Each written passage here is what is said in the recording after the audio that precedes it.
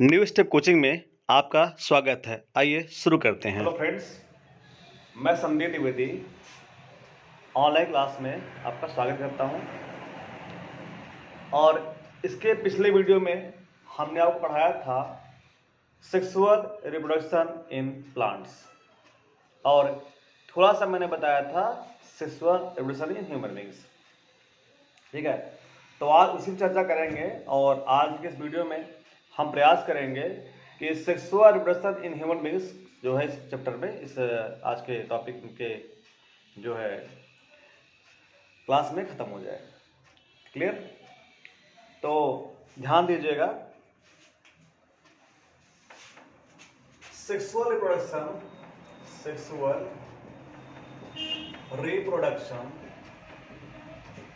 In humans यानी मानव में लैंगिक जनन। तो मानव लैंगिक जनन कैसे होता है? तो आप जानते हैं कि मानव में स्त्री पुरुष अलग अलग होते हैं, यानी नर मादा अलग अलग होते हैं। ये आप जानते हैं। तो नर मादा जो अलग अलग होते हैं उनको किस बेस पे आइडेंटिफाई करते हैं? सेक्स ऑर्गन के बेस पे आइडेंटिफाई करते हैं। तो जो सेक्स ऑर्गन जन्म से होते हैं उन्हें बोलते हैं प्राइमरी सेक्सुअल कैरेक्टर। ठीक है, जैसे ये नर है, ये मादा है, यानी ये पुरुष है और ये स्त्री है। इसे हम बोलेंगे इंग्लिश में मेल, इसे बोलेंगे फीमेल। क्लियर? अब आप किसी बच्चे को देख के बाहर से, छोटे बच्चों नहीं बता सकते हैं कि वो लड़का है लड़की है। आप उस गार्जियन बताते हैं हाँ छोटा जो बच्चा है लड़की है। ठीक है, क्यों?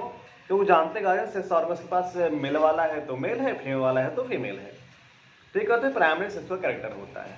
ठीक, लेकिन जब बच्चा धीरे धीरे बड़ा होने लगता है, प्यूबर्टी पर आ जाता है, यानी 11 to 13 ये प्यूबर्टी एज है।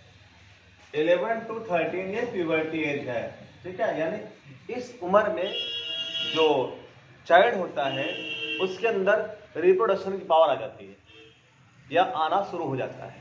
ये फिक्स नहीं है, ये वेरी कर सकता है। 11 साल, 10 साल, 12, 13, 14, 15 तक जा सकता है।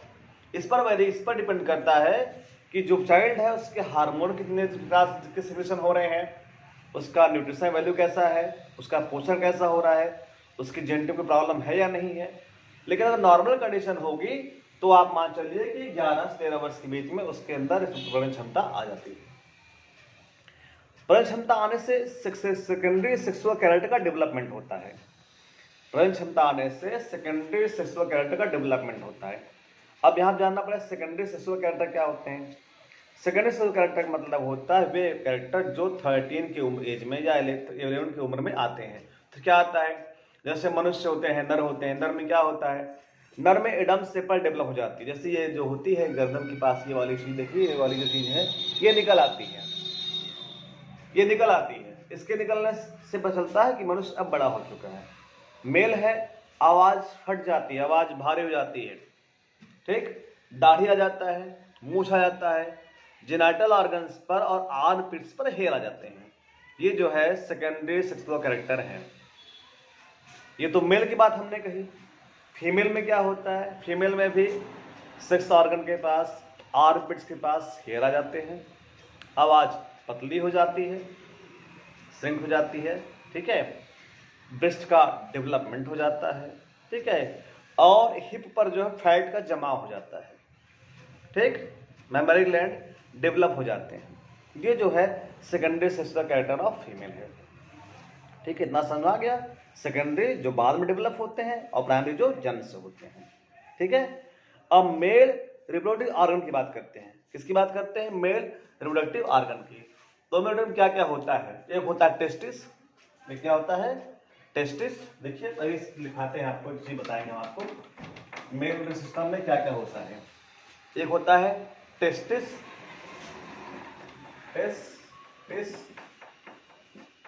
एक मतलब ये नहीं कि एक होता है, एक मतलब हम नाम बता रहे हैं, बाकी होता है एक पेयर। दूसरा होता है vas deferens, vas deferens, vas deferens. तीसरा आपका क्या होता है? तीसरा आपका होता है seminal vesicle. Seminal vesicle.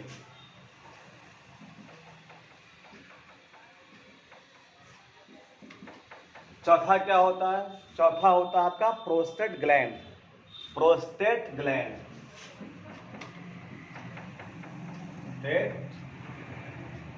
GLAND gland. पांचवा जो होता है वो होता है पेनिस। पांचवा जो होता है पेनिस। ये पांच चीजें हैं। ये पांच चीजें हैं, टेस्टिस, वास डिफरेंस, सेमिनल्स के प्रोस्टेट ग्लैंड और पेनिस। ठीक है, क्लियर है? ठीक है। अब इसमें टेस्टिस जो होता है एक पेयर होता है। कितना होता है? वन पेयर होता है, यानी एक जोड़ा होता है। ये उदर गुहा के बाहर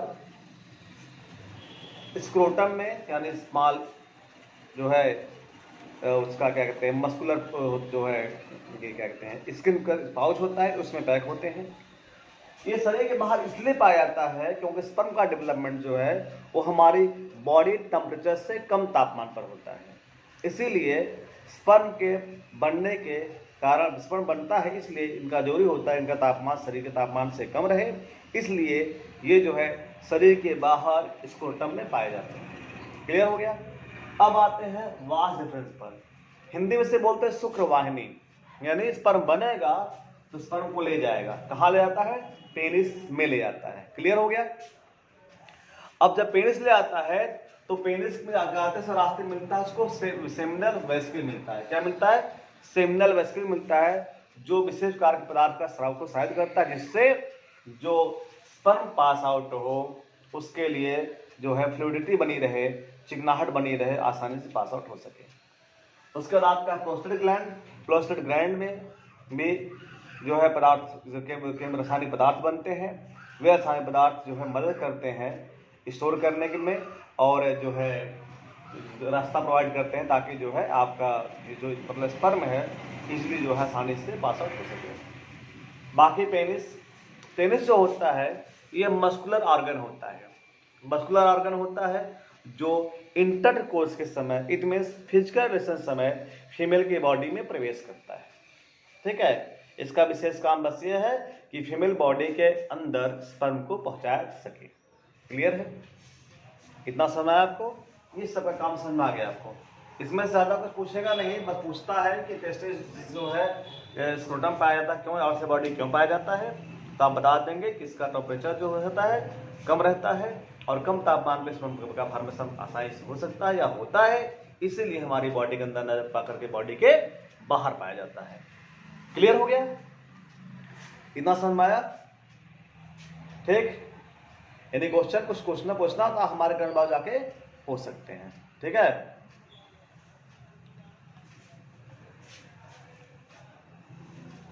इतना हो गया।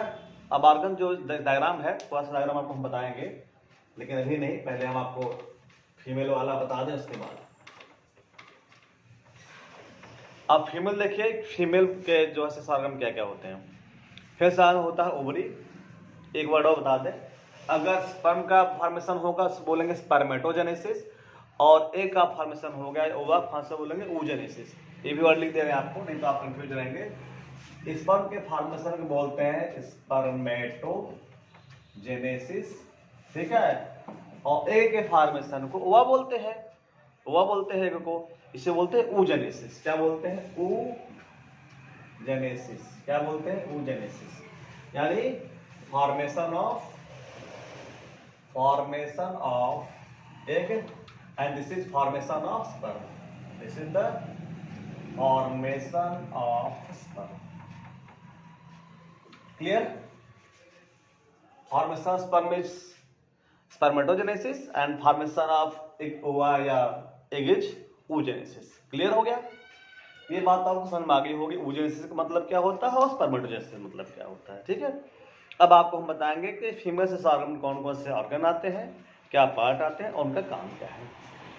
तो फीमेल से ऑर्गन की बात करें तो सबसे पहले पाया था ओवरी, और आप जानते हैं संख्या कितनी होती है? इनकी संख्या होती है 2।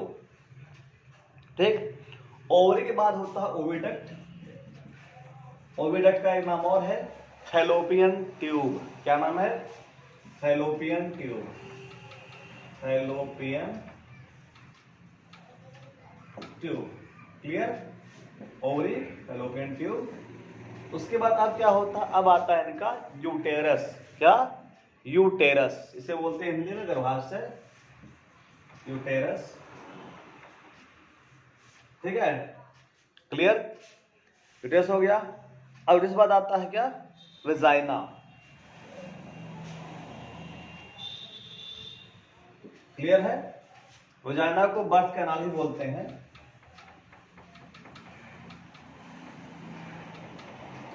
क्लियर है? अब जानिए यहां पर क्या चीजें हैं।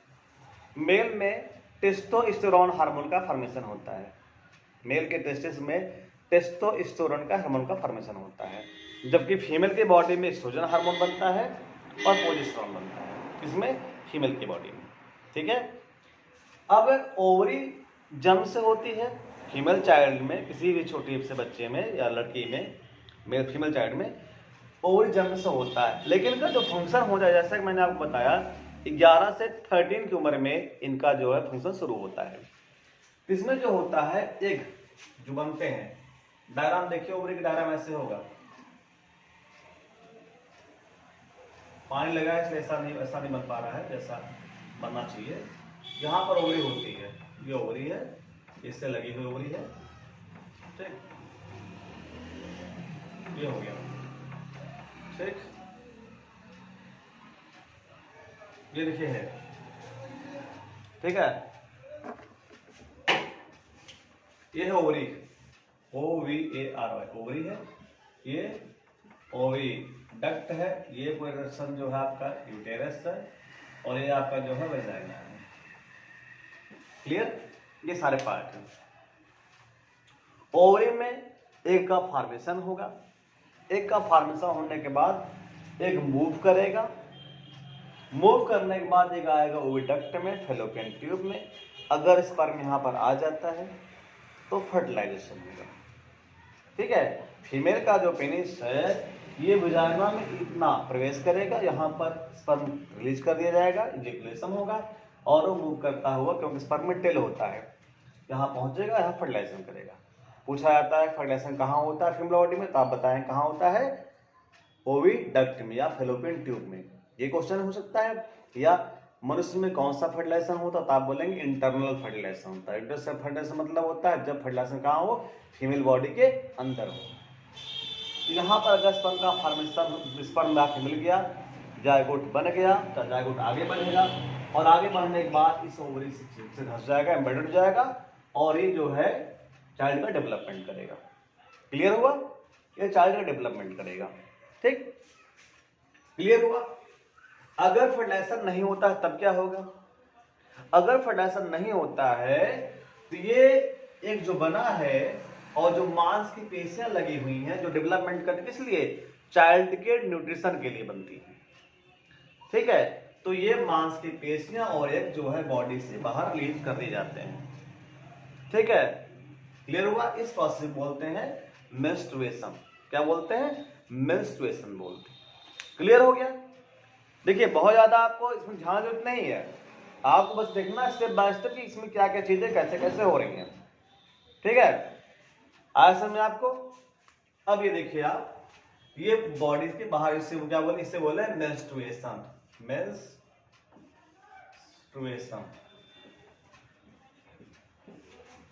क्लियर है?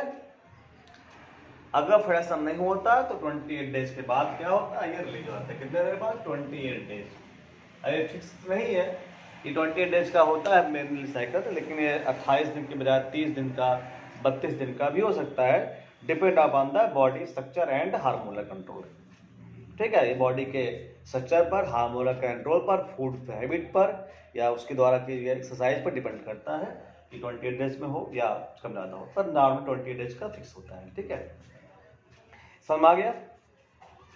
फर्टिलाइजेशन नहीं होगा तो ये सब बाहर निकल जाएंगे, मांस बाहर निकल जाएगा वजाइना के थ्रू, ये एग निकल जाएंगे, इससे हम बोलते हैं मेंस्ट्रुएशन, या एक नॉर्मल वर्ड होता है क्या?